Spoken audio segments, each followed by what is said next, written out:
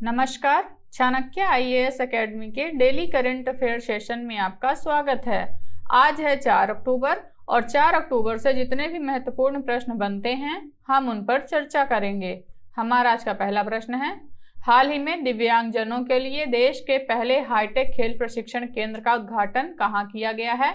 रोहतक, ग्वालियर, लखनऊ या फिर पानीपत? तो अभी ग्वालियर में दिव्यांगजनों के लिए देश के पहले हाईटेक खेल प्रशिक्षण केंद्र का उद्घाटन किया गया है।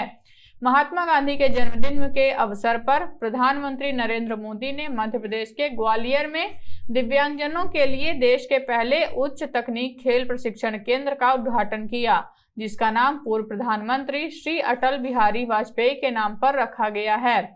इसका उद्देश्य खेलों में समान अवसर प्रदान करना, प्रतिभा को निखारना और विभिन्न खेल विधाओं में भागीदारी को प्रोत्साहित करना है एवं खेल की शक्ति पर जोर देते हुए एक समावेशी और सुलभ खेल पारिस्थितिकी तंत्र के प्रति प्रतिबद्धता प्रदर्शित करना है।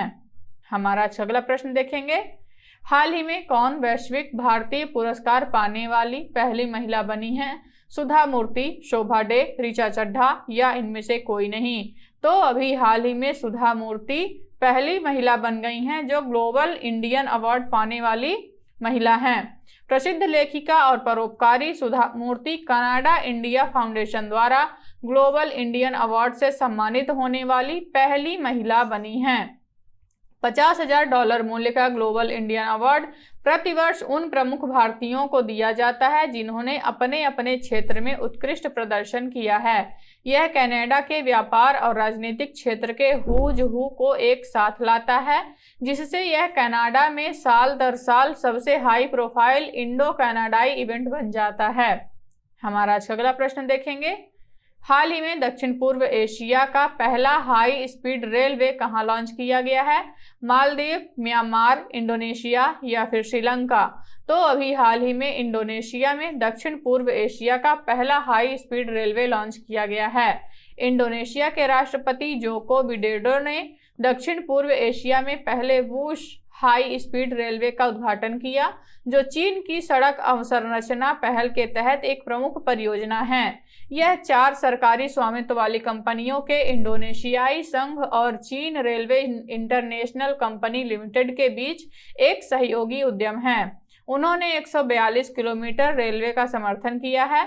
बड़े पैमाने पर चीन द्वारा वित्त पोषित 7.3 बिलियन अमेरिकी डॉलर की परियोजना का निर्माण पीटी केरेटा सीपट इंडोनेशिया चीन द्वारा किया गया था, जिसे PTKCIC के नाम से जाना जाता है।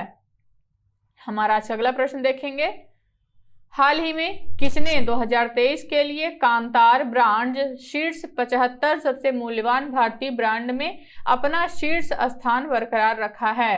Reliance industries, Tata consultancy services, Infosys या फिर Airtel?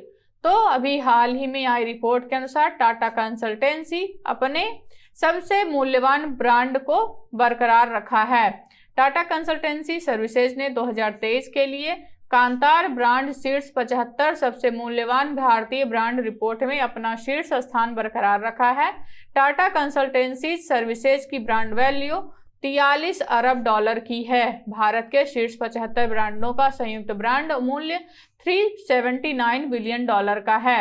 HDFC bank, Infosys, Airtel और भारतीय स्टेट बैंक क्रमशः शीर्ष 5 स्थानों पर अपनी जगह बनाए हुए हैं। हमारा अगला प्रश्न देखेंगे, हाल ही में किस स्थान पर आयोजित उमलिंग ला फैशन शो ने दुनिया में सबसे अधिक ऊंचाई पर फैशन शो के पिछले गिनीज वर्ल्ड रिकॉर्ड को पीछे छोड़ दिया है? जम्मू, लद्दाख, गंगटोक या फिर इनमें से कोई नहीं? तो अभी हाल ही में लद्दाख में आयोजित हुए उमलिंग ला फैशन शो ने दुनिया में सबसे अधिक ऊंचाई पर फैशन शो के पिछले गिनीज वर्ल्ड रिकॉर्ड को पीछे छोड़ा है। लद्दाख में 19,024 फीट की ऊंचाई पर आयोजित उमलिंग ला फैशन शो ने दुनिया में सबसे अधिक ऊंचाई पर फैशन शो के पिछले गिनीज वर्ल्ड रिकॉर्ड को पीछे छोड़ दिया है। इस कार्यक्रम का आयोजन Ladakh Art and Entertainment Alliance द्वारा Ladakh Autonomous Hill Development Council के सहयोग से किया गया।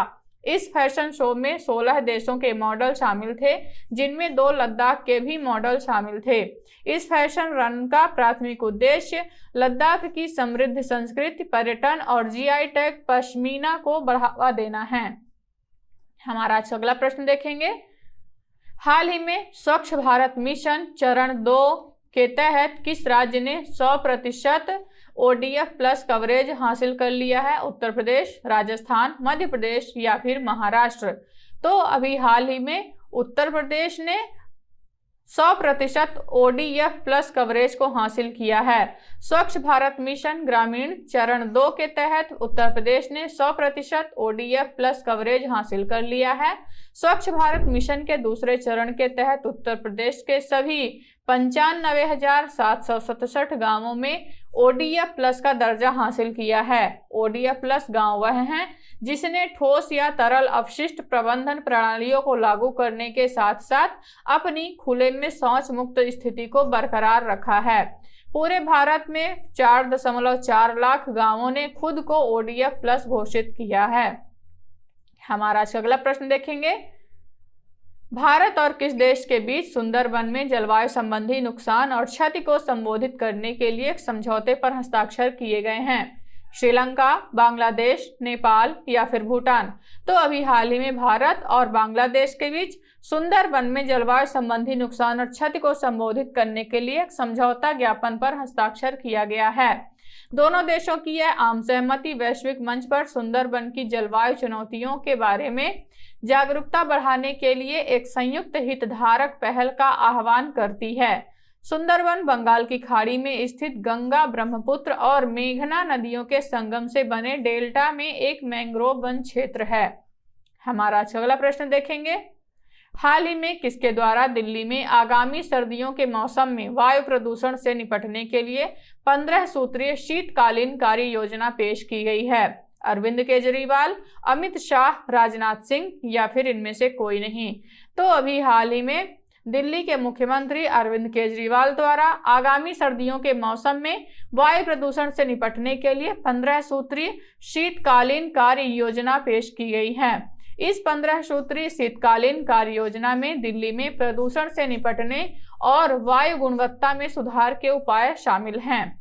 हमारा अगला प्रश्न देखेंगे। हाल ही में अंतर्राष्ट्रीय अहिंसा दिवस कब मनाया गया है? 1 अक्टूबर, 2 अक्टूबर, 3 अक्टूबर या फिर इनमें से कोई नहीं।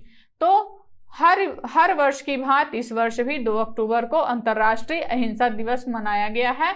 प्रतिवर्ष 2 अक्टूबर को अंतर्राष्ट्रीय अहिंसा दिवस मनाया जाता है। अंतर्राष्ट्रीय अहिंसा दिवस 2 अक्टूबर को महात्मा गांधी के जन्मदिन के उपलक्ष्य में मनाया जाता है। अंतर्राष्ट्रीय अहिंसा दिवस को मनाने के प्राथमिक उद्देश्यों में से एक है दुनिया भर में अहिंसा के संदेश का प्रचार प्रसार करना। हमारा अगला प्रश्न देखेंगे। हाल ही में उत्तर प्रदेश के किस शहर में हेवा इंटरनेशनल होम टेक्सटाइल शिखर सम्मेलन आयोजित किया गया है? वाराणसी, प्रयागराज, कानपुर या फिर इनमें से कोई नहीं। तो अभी हाल ही में वाराणसी में हेवा इंटरनेशनल होम टेक्सटाइल शिखर सम्मेलन का आयोजन किया गया है। यह शिखर सम्मेलन भारत सरकार के MSME मंत्रालय के सहयोग से 23 सितंबर 2023 को वाराणसी के प्रतिष्ठित HHI होटल में आयोजित किया गया था। इस शिखर सम्मेलन में लीबिया, रूस, ईरान, यमन, कनाडा और विभिन्न अन्य देशों के अंतर्राष्ट्रीय खरीदारों को देखा गया। तो ये रहे आज के हमारे कुछ महत्वपूर्ण प्रश्न। आशा करते हैं चाणक्य IAS अकेडमी द्वारा चलाया जा रहा करंट अफेयर सेशन आपको पसंद आ रहा होगा। हमारे ऐसे और भी कंटेंट से जुड़ने के लिए चैनल को सब्सक्राइब करें और बेल आइकॉन दबाना ना भूलें। धन्यवाद।